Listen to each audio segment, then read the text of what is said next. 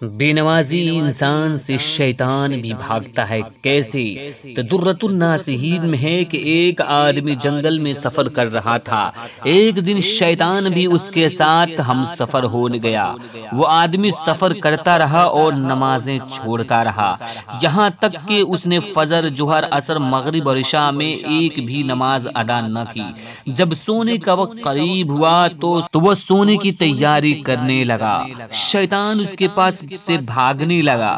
اس مسافر نے شیطان سے پوچھا، تم میرے پاس سے بھاگ کیوں رہے ہو؟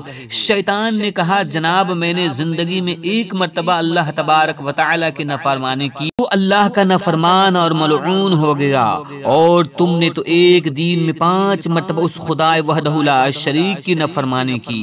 مجھے ڈر لگ رہا ہے کہ کہیں ایسا نہ ہو کہ تیری نافرمانیوں کی وجہ سے تم پر اللہ کا عذاب نازل ہو اور تیرے ساتھ رہنے کی وجہ سے اس عذاب میں بھی مبتلا ہو جاؤں، اس لیے میں تیرے پاس سے بھاگ رہا ہوں۔